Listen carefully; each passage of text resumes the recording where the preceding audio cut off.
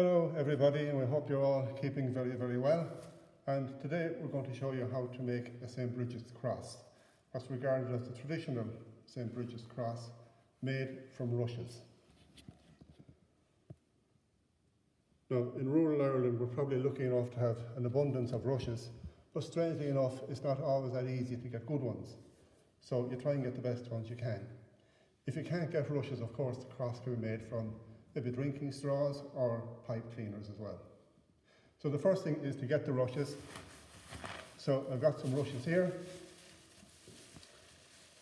When you get them, try and cull them as much as you can in the field where you get them. So when we come to actually make the cross, we can take some of the rushes, just level off the bottoms of them to make sure they're okay. And we can just trim them off for the time being, just to make them a bit tidy to work with. Don't trim them too short, because if they're too short, they're too short. If they're too long, you can trim them back again. So we just take the top bits off and just trim them into a bin. Now, I cut them shorter, about 16 and 18 inches, 40-45 centimetres. You don't need a ruler to do that. Roughly speaking, from the top of your finger up to about your elbow, to get just a standard length of rush.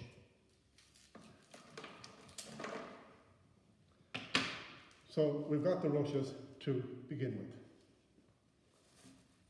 Now in the making of the Brigid's cross, the only rush that stays straight is the first one. The first rush stays straight, the rest are bent over. You'll see many different techniques for doing this. It doesn't matter what technique you use, the end result is that you want to get a cross similar to this. The technique I'm using, for no other reason, I'm naturally right-handed. I use my left hand to hold and my right hand to fold. Left hand to hold, right hand to fold. So starting off the cross, I hold the straight rush in my left hand, put the second one about midway, I hold it with my thumb and I bend it over. Now I pinch that with my thumb and finger, turn it around and hold it with my left hand again. Through the process, your left hand is the important one. The left hand keeps the cross together. The second rush, again placing it underside, about halfway, I leave my thumb on it and bend it around.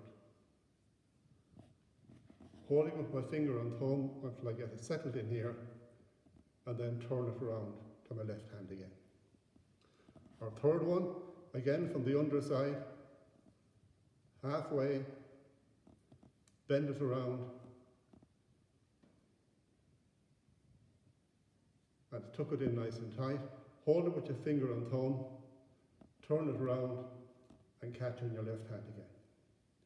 Each time your left hand is the important one. Our next rush, underside again, halfway, bend it around, hold it with your finger and thumb, turn it around, and catch with your left hand. Now, of course, this isn't something that is just specific to one person. Two people can join in. Just make sure you work as a team. Again, next rush, underside, hold in the middle with the thumb, bend it around, hold it with your thumb and finger, turn it around, catch it in your left hand. In this, it's a bit like to say about playing some musical instruments. Just make sure your left hand knows what your right hand is doing. Again, midway, turn it around, catch it, and move it around 90 degrees. At the beginning, the middle part won't look very pretty. Don't worry about that. That will tidy up later on. Don't be concerned about the ends at this point. They're okay, and they'll be tidied up at the end. Get our next rush at the bottom, bend it around, fit it in. Just spend a second or two to make sure that the rushes just sit beside each other, because any mistake you make along here will follow you all the way through. From past experience, do this where you have maybe a clear floor. If a rush breaks like that one did, just put it away and get another one. Do it on a clear floor like tiles or maybe timber or concrete. Having made the mistake before, don't do it where there's a carpet or a mat, because some of the rush is very difficult to get off it. So we're beginning to get the shape in the middle. So each time we hold our left hand, put the rush down about midway, bend it around, hold it with your finger and thumb, turn it around and catch with the left hand again. The rushes you use, try and have them roughly the same width, about the size of a standard drinking straw, and try and have them the same texture that they will stay together.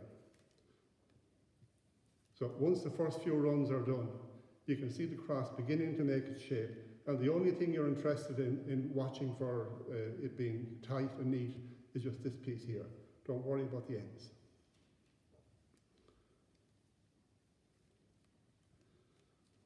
So once we get the beginning bit done, we can do it a little bit faster. There is no set number of rushes to use. Various people have various theories as to how many rushes. A lot depends really on how big you want the cross to be. When I make it, I generally use about 10 or 11 rushes on each side. I think that gives you just an average, normal size of cross. So it's all the way, catch with the thumb, bend at the back, hold it with your finger and thumb, then turn it around, catch with your left hand, and then your right hand is free again.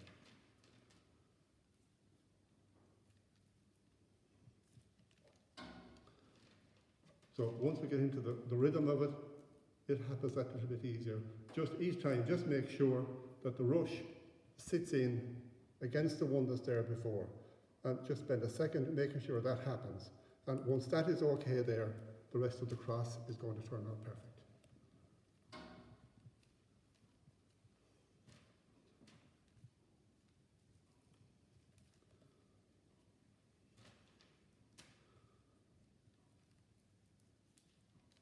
Don't worry if this goes wrong. If a rush goes wrong fairly close to where you're working, if you want to undo the cross, just reverse the steps you're doing to get back to where the mistake was made. Otherwise, if you want to, just let it undo completely and start from the beginning again.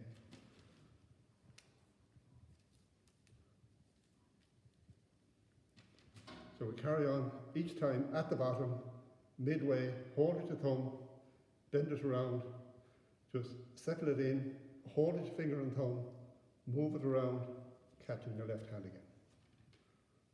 Like I said earlier, I'm doing this simply because I'm naturally right-handed. Maybe somebody who is left-handed might just do it the other way around.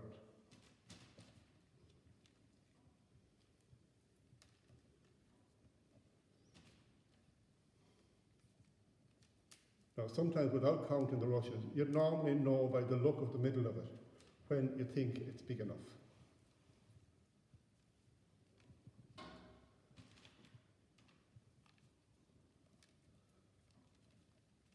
Again, if you're doing this with somebody else, just make sure that you work as a team, that one person knows what the other person is doing, and that can often save rows as to who's to blame if something goes wrong.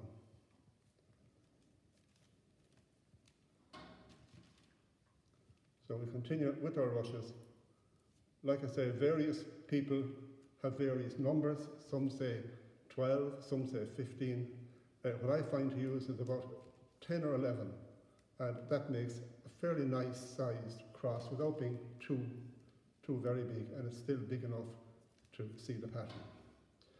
Now, as we go through it, you can see the pattern developing here, and if you want to sort of see how you're going, the more a line kind of appears going into the middle, the better job you have done.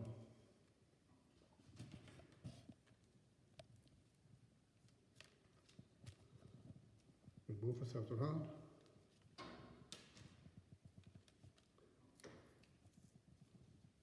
And it's beginning to look like we're nearly, the cross I think is nearly good enough.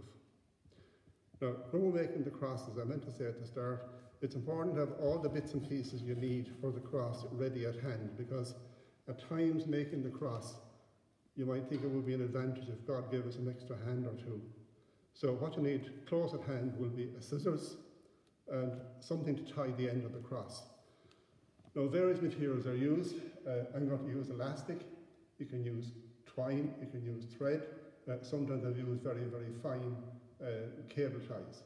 But we just need to have them at hand, that we don't have to let go so much. So I'm going to finish the cross. Now, in the olden days, before elastic bands was there was a way of finishing the cross out by putting in the last rush. So I'll just show how that last rush is done. Now, for the last rush, I'm going to bend it in my hand. Now, the way I bend is hold it in my hand between fingers and just bend it. Still holding this left hand. Now, as I have finished the cross here, my next rush is going to go this way. So I'm going to pick this rush here and just push it back a little bit.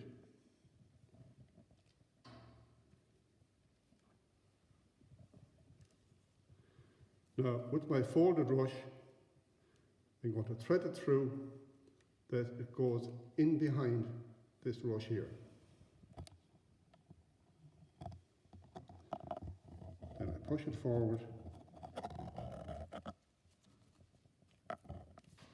tighten it up, and tighten this side as well.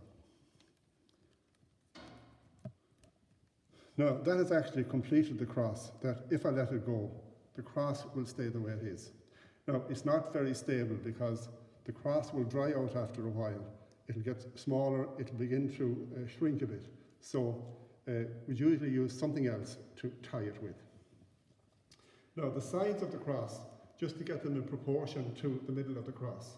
And again, what I find is by using 10 or 11 rushes, that to trim the end, if I hold it in my hand, just to trim just below my hand, gives a nice proportion. If you're a younger person doing this, make sure you have an adult to help you or to supervise you. So we get our scissors and just trim just a little bit more than my hand and trim it off. Then we get an elastic band, which I'm using. You can use thread, string, cable ties. Put it on reasonably tight because the cross is going to dry out, it's going to shrink. So that is one of them done. So turn it around, the same thing, just about the width of my hand, just a little bit with it, and into the bin. Our next elastic band.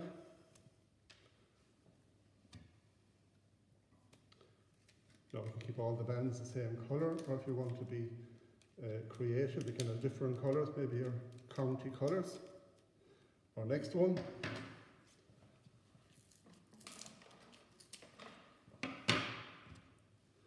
Now when the crosses are complete, in the old houses, the crosses stayed solid and stayed green for a long time, simply because the heating they had in their houses wasn't as high powered as it is nowadays.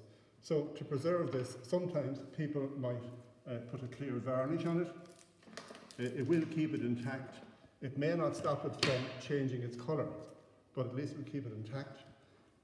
Some people may put it into a plastic wallet, or you can just let it age gracefully. It will stay its shape, it will change brown, and every so often go over the ends and just tighten those a little bit more. So that is the completed St. Brigid's cross. So I hope you enjoy making it. Don't worry, if the first time doesn't work, keep at it, and happy St. Brigid's Day to everybody.